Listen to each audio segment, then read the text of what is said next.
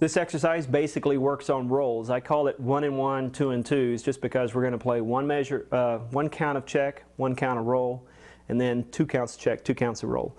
There's a lot of different exercises that are similar: hugga bugga burr, chicken in a roll, you know, you name it. Essentially what I want to work on with this exercise, the essential technique that we're trying to teach here, is how to start taking your double strokes and developing, instead of a double stroke on your roll, a double bounce.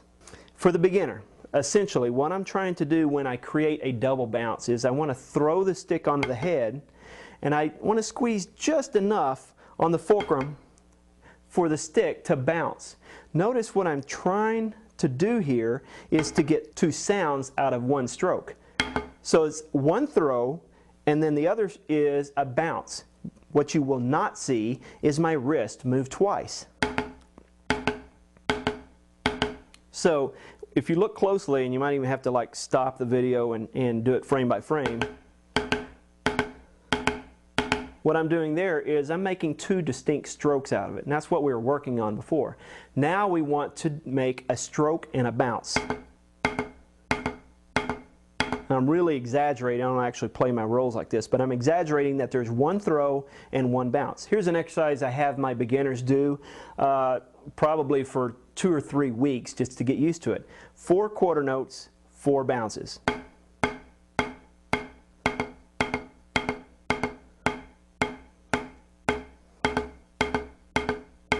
And we do that off the left hand, of course, because you have to get your right hand in your left hand. Typically, right-hand drummers are not as good at doing the fluid, relaxed bounce on the left hand as they are the right hand. So make sure that you're getting a nice, consistent bounce out of your left hand before you actually attempt this exercise. So once we've got that,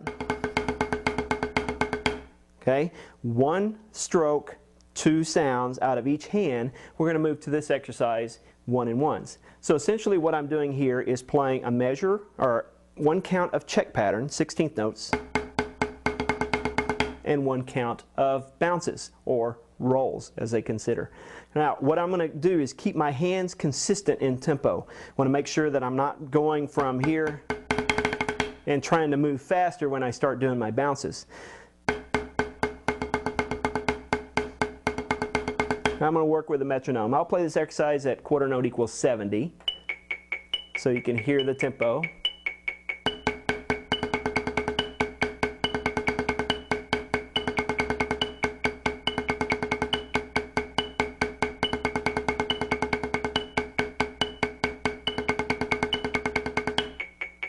So what we're trying to accomplish here is making relaxed strokes. There is really no difference between the stroke that I'm making from the check pattern to the roll. The speed is very consistent, which is why I practice with a metronome. Now, if you have rolls that sound like this, and I have this happen all the time to very beginner students that sound like this.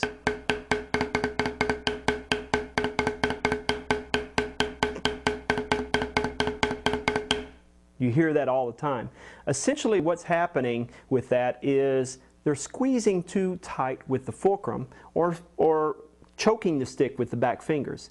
What we want to do is leave some space happening in the palm of the hand and the fingers, so that way the stick is allowed to bounce in between.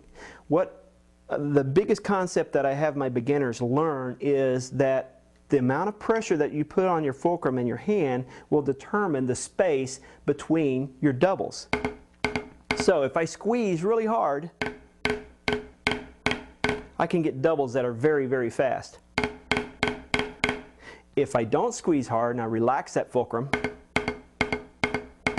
I can open up those doubles. So if you have your rolls sound like this, or if you have a student whose roll sounds like that, typically all you have to do is relax that fulcrum and relax the rolls.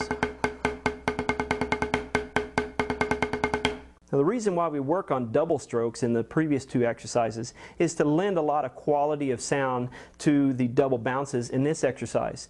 Essentially what you want to be able to do is play your double bounces slower than you can play double strokes. So if I can do these at double strokes,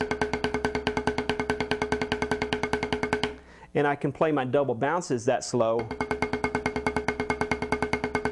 then I can get that transition between those two, which if you're playing rudiments, like you're working on the long roll and you want to be able to go from slow to fast, there's a point where your double strokes have to turn into double bounces.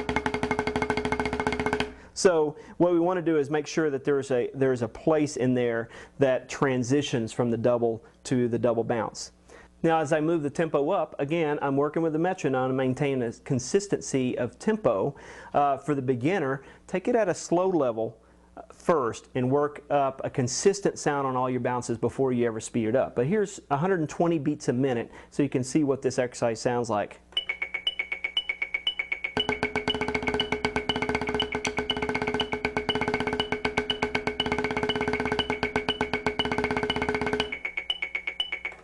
So you can see my sticks. Basically, I've got the same height of rise on my stick from the 16th check pattern to the roll. We definitely do not want check patterns that are up here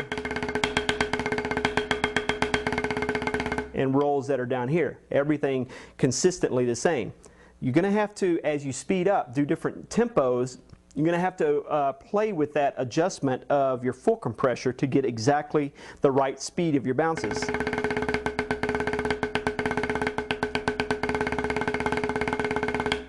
Now, you might hear my rolls and kind of think, you know, like my daughter thinks that it's a machine gun going off. The reason why I have a quality roll sound, and what I see a lot of high school students or even drum set players that don't have a quality roll sound, is because they never learned that double stroke technique that we did in the previous exercises. So take those previous exercises and work on those double strokes, and eventually, as you're playing a faster tempo, you can utilize some of those back fingers and some of the wrist motions in this exercise to where you can get better and better quality. A lot of times guys say it like you're playing into the drum head. That's just another term for making sure that every stroke is heard. So listen to the sound quality.